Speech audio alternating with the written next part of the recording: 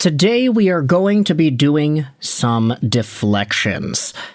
Not Joe Pavelski standing in front of the net tipping in shots from the point type of deflections, but potentially deflecting away some of the finger pointing when it comes to the Vancouver Canucks.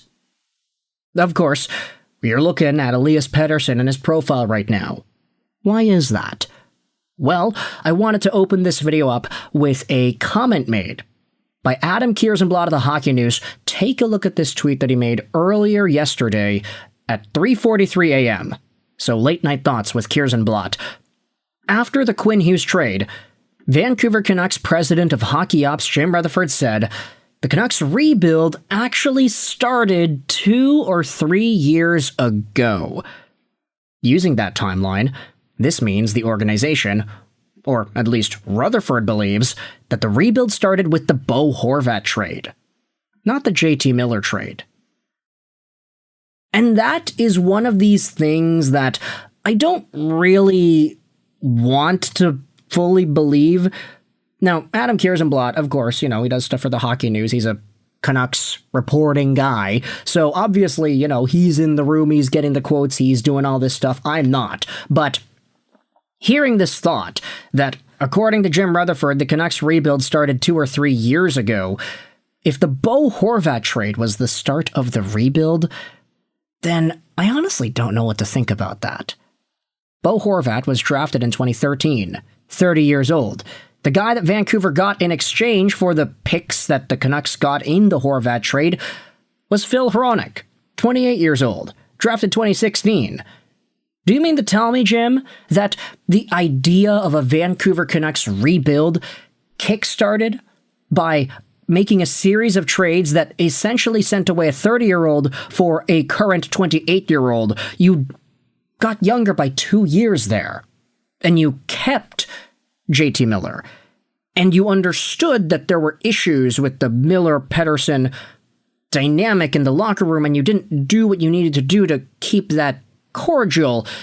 You made the captain of the team because you just didn't want him to leave. You kind of tried to handcuff him there.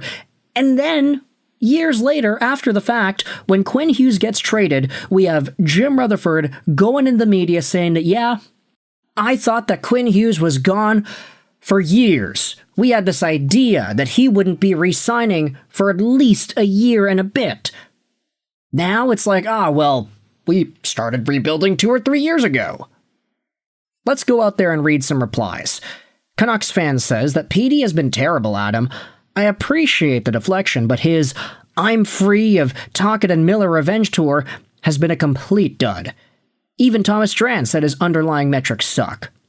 The organization pushed all their chips in on a guy who was on pace for 59 points.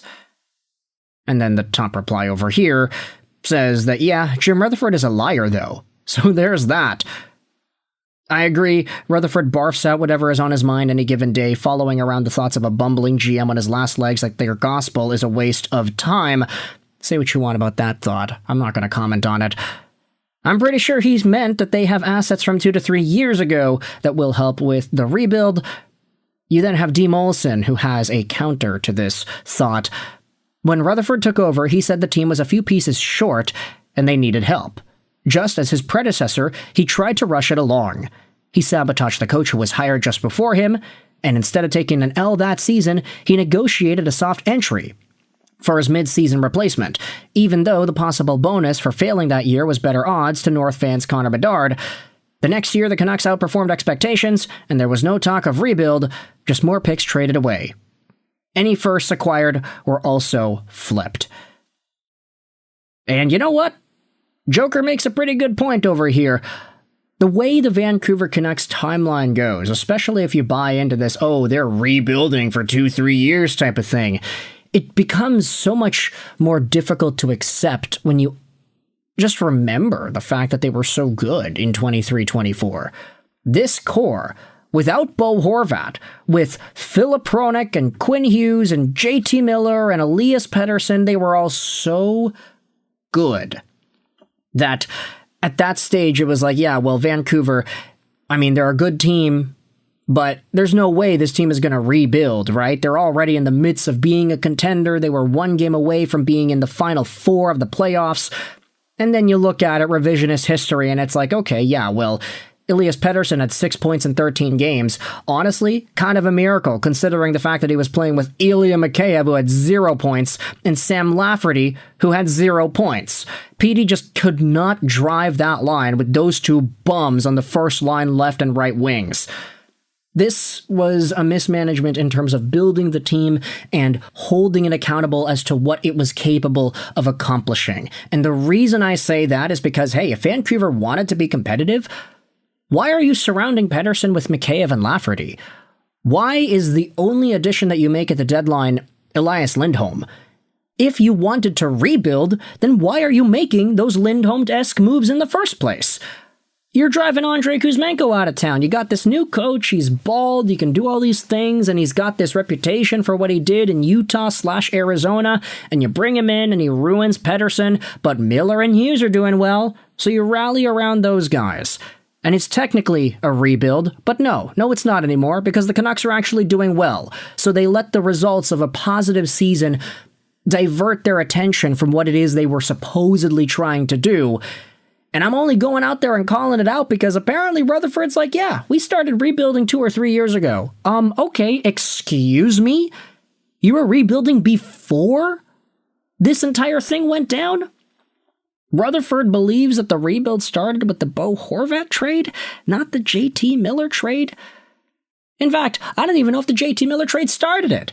Like, sorry to burst your bubble there, Adam, but like, you think about the JT Miller trade and the fact that Vancouver quickly flipped those assets that they had gotten to get Marcus Pettersson onto the team. It's another one of these, oh, well, we got to do what we can to keep Quinn Hughes.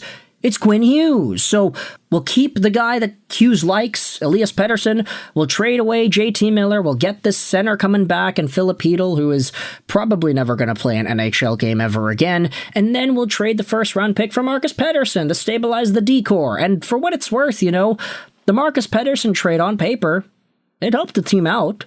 It did. Marcus Pettersson was a pretty good defenseman at the end of last season after he got sent over to Vancouver. But you take a look at what actually happened then afterwards.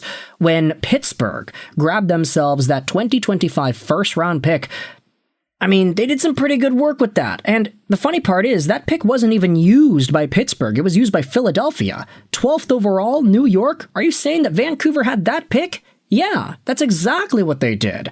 The Rangers sent this first over to Vancouver in the Miller trade, Vancouver sent that first over to Pittsburgh in the Marcus Pettersson trade, and then the Penguins traded up with Philadelphia to move up one spot to draft Ben Kindel, who, to his credit, has actually been pretty good this season. But then you think about it, it's like, Vancouver had the chance to get maybe another guy. They had Braden Coots, 15th overall. He made the team. He's looking pretty good in the WHL. But they had a chance to get somebody else of this caliber. They could have gotten Bear and Braden Coots. That would have been awesome. Rebuild, schmeebuild. The Vancouver Canucks seems like they were lying about all this stuff. At least that's the way I'm perceiving it based off of the words on the screen here. You can let me know your thoughts in the comment section below. How do you feel about Jim Rutherford's assessment of the Canucks rebuild? And do you think that this is accurate as to what they actually had in mind? Is Rutherford just lying, or is this really the way the tides turned? Let me know your thoughts in the comment section below. I hope you enjoyed this video. And bye.